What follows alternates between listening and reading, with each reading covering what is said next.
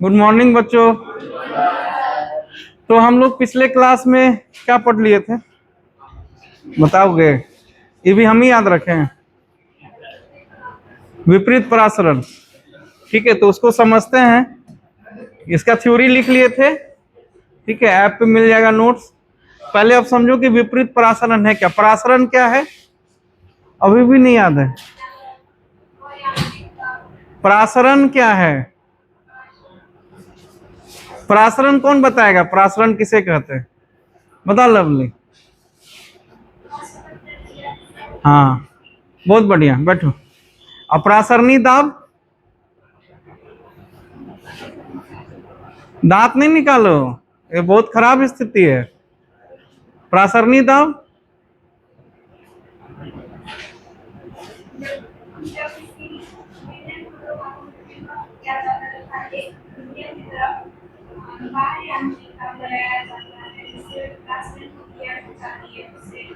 हाँ बहुत बढ़िया, एक्सीलेंट। एक बार ताली बजा दो लवली के लिए।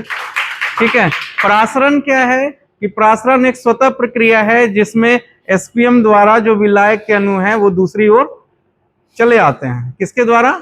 एसपीएम द्वारा। लेकिन अगर हम लोग एसपीएम शब्द का उपयोग नहीं करेंगे तो वह प्रक्रिया क्या कहलाएगी?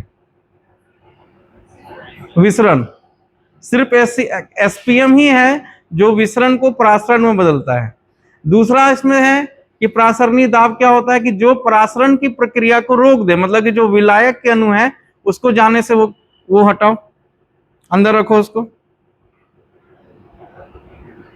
ठीक है, पढ़ाते टाइम परासरण याद नहीं है वो कहीं काम नहीं देने वाला। हम लाइव में कुछ बोलना नहीं चाहते हैं, वो हटा दो और उसका एक टाइम ड्यूरेशन बनाओ पढ़ने लिखने के अलावा। ठीक है, सबसे सबसे गरीब मंदिरे के बाहर लोग मिलता है। ठीक है, यही सत्य है। तो क्या बोल रहे थे? हाँ, परासरणी दाब जो है वो परासरण की प्रक्रिया को रोक देता है। क्या करता है? रोक देता है। मतलब ये हुआ कि अगर हमको परासरण को दोबारा चालू करना होगा तो हमको बाह्य यांत्रिक दाब से अधिक दाब आरोपित करना होगा। सॉरी, परासरणी दाब से अधिक बाह्य दाब आरोपित करना होगा तो परासरण की प्रक्रिया क्या होगी? पुनः चालू हो जाएगी। तो हम लोग इसको एक डायग्राम के माध्यम से समझते हैं। जैसे ये तुम्हारा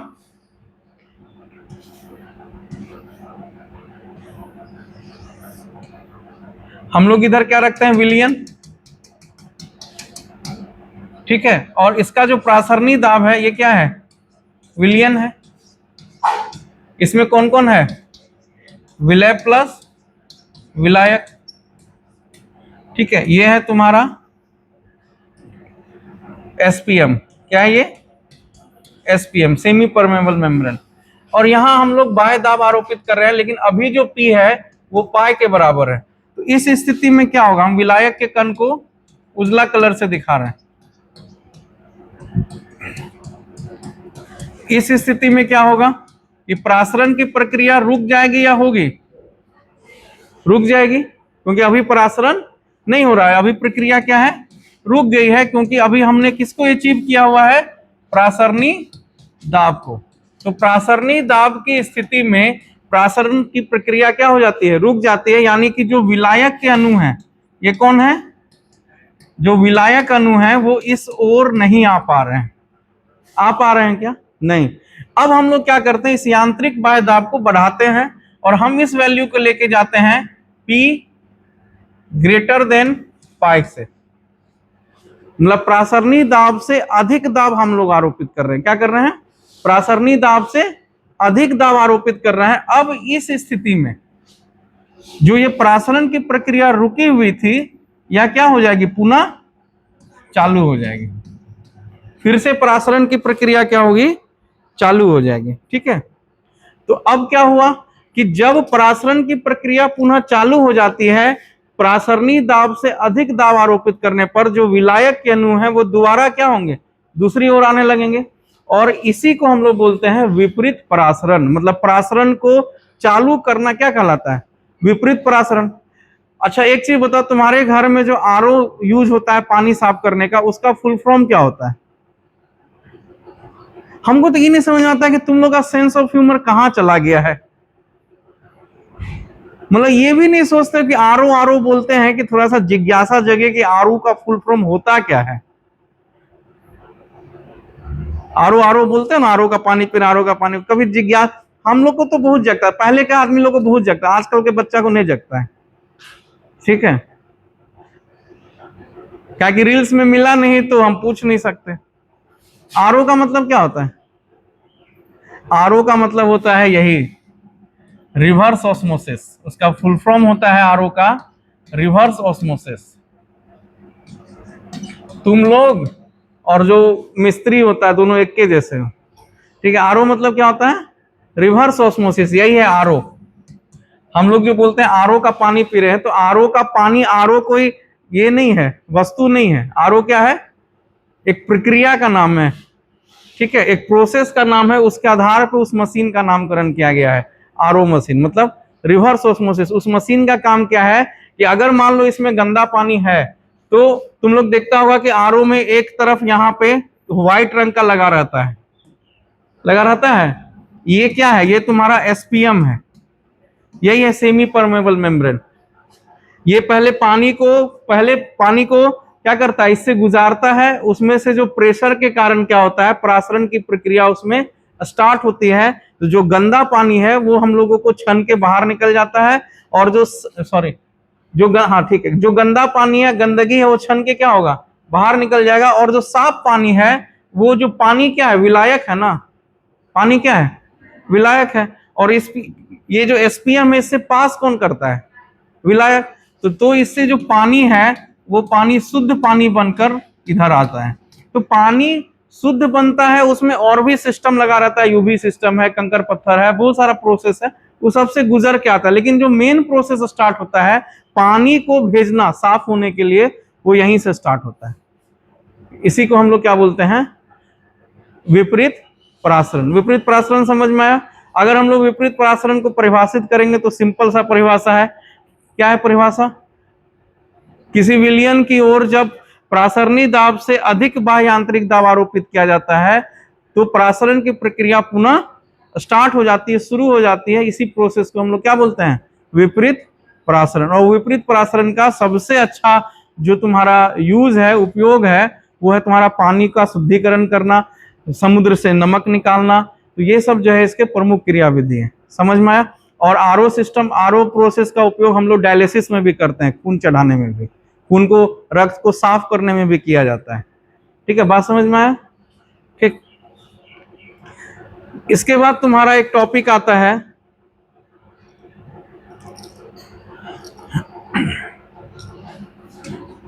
अगला टॉपिक क्या है? असामान्य अनु,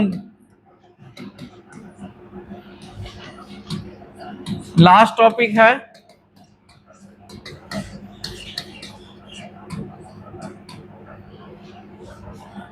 असामान्य अनुसंग के गुणधर्म। ठीक है, असामान्य का मतलब ही होता है कि कुछ सामान्य नहीं हो।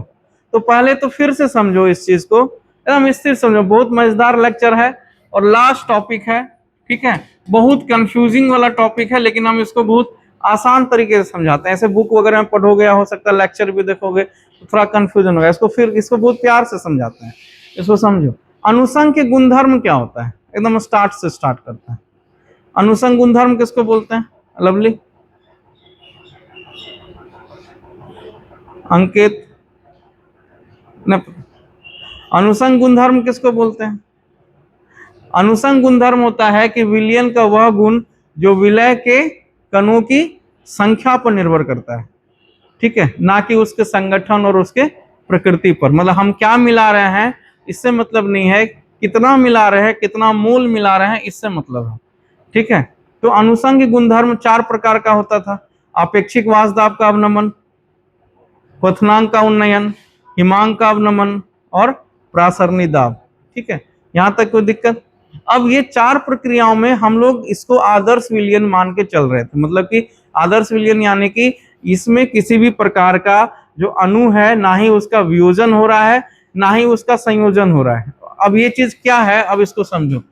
मान लो कि हम NaCl को पानी में मिलाते हैं, तो नमक जो है वो टूटेगा,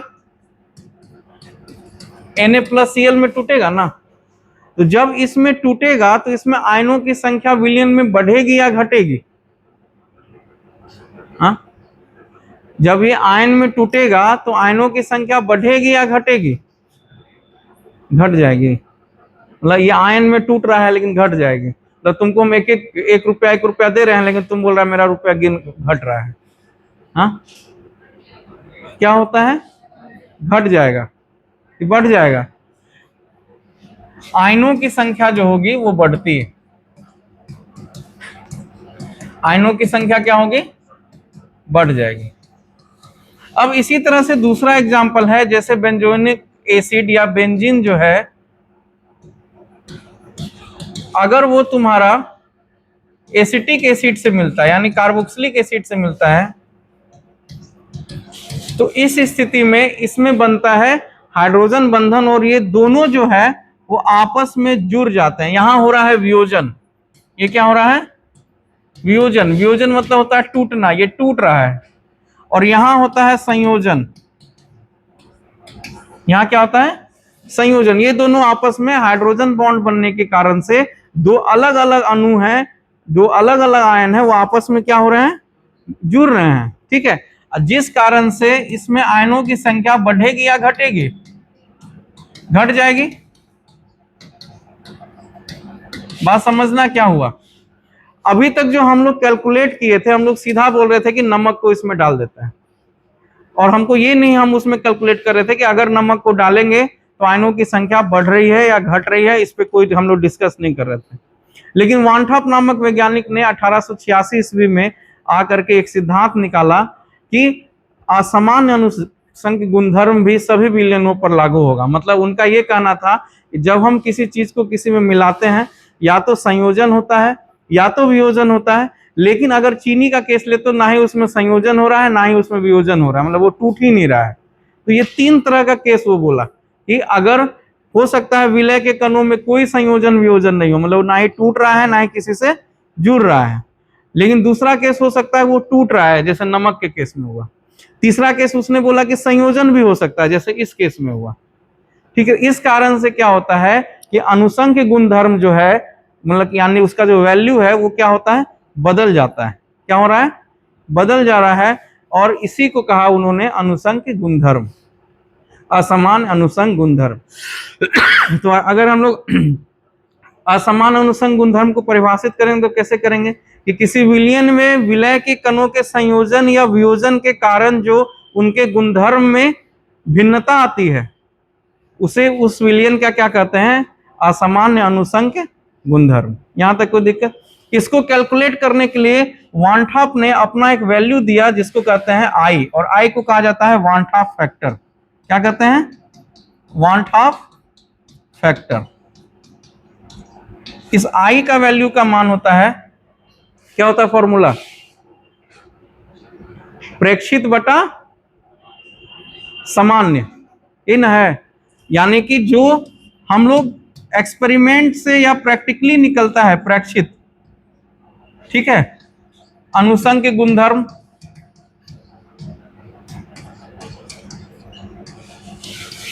बटा सामान्य अनुसंग गुणधर्म।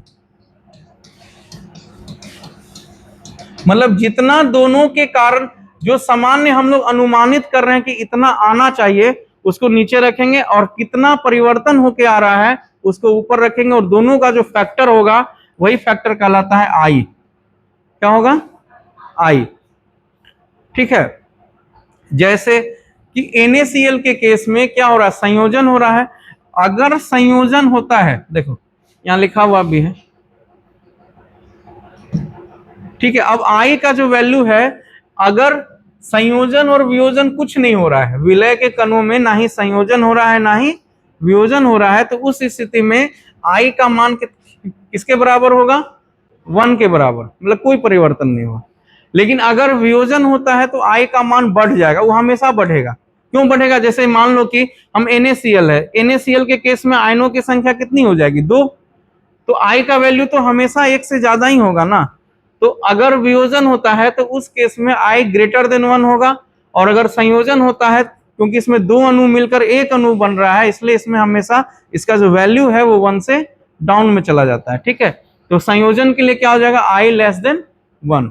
ये तुमको ऑब्जेक्टिव पूछा जाता है भयंकर। ठीक है, ये क्या पूछेगा तुमसे, ऑब्जेक्टिव पूछेगा ये असामान्य गुणधर्म के लिए वियोजन के लिए i का मान क्या होता है, या इनमें से कौन सा समीकरण सही है। तो i ग्रेटर देन 1 होगा तो वियोजन, i लेस देन 1 होगा तो संयोजन, और i इक्वल टू 1 होगा तो यानी विलय के कणों का ना ही संयोजन हो रहा है ना ही वियोजन हो रहा है। इस स्थिति को कैलकुलेट करने के लिए एक मापक बनाया गया जिसको बोलते हैं हम लोग डिग्री। क्या बोलते हैं, डिग्री। और इस डिग्री को डिनोट किया जाता है अल्फा से। किससे, अल्फा से। ठीक है, इसमें तुमको खास क्वेश्चन नहीं आता, लेकिन फिर भी हम तुमको छोटा सा न्यूमेरिकल बना के दिखा दिए हैं। जैसे डिग्री ऑफ डिसोसिएशन कहेगा तो इसमें अल्फा बराबर होता है i minus 1 by n minus 1। क्या होता है, i minus 1 by n minus 1। ठीक, i क्या है तुम्हारा, वांठा फैक्टर। वांठा फैक्टर सभी के लिए अलग अलग होता है। ठीक है, और n बराबर क्या है, नंबर ऑफ आयंस। ठीक है, अब जैसे एक एग्जांपल लिए हैं NaCl KCl KNO3। क्या लिए हैं, NaCl KCl और KNO3।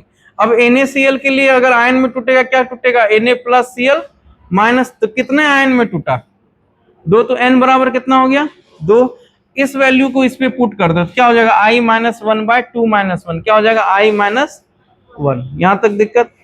अब इसी तरह से मान लो कहेगा कि BaCl2 के लिए i अल्फा निकालिए, तो अल्फा कैसे निकालेंगे, तो BaCl2 किस में टूटेगा, Ba2 plus plus 2Cl minus, 2 chlorine है ना, किसमें टूटेगा, Ba2 plus plus 2 chlorine minus. तो टोटल n का वैल्यू कितना हो गया, 3।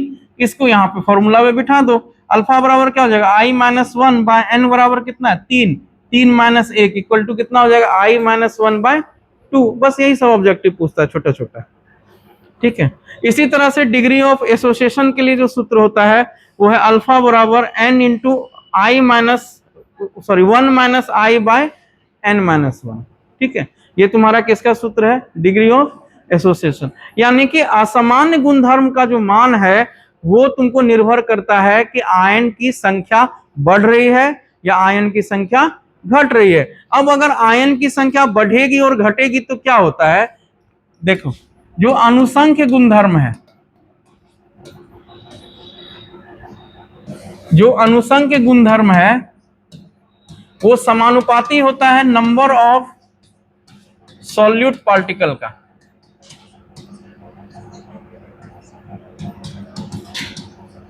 मतलब कि नंबर ऑफ सॉल्यूट पार्टिकल अगर बढ़ेगा, यानी कि अगर वियोजन होगा, अगर वियोजन होता है मतलब जो हम लोग उसमें विलय डाल रहे हैं, जैसे हम लोग पानी में नमक डाल दिए तो आयन की संख्या क्या हुई, बढ़ गई। तो उस स्थिति में जो क्वथनांक का उन्नयन का मान है या जो भी अनुसंख्यिक गुणधर्म है वो भी क्या होगा, बढ़ जाता है। मतलब जितना होना चाहिए था उससे अधिक हो जाएगा। ठीक है,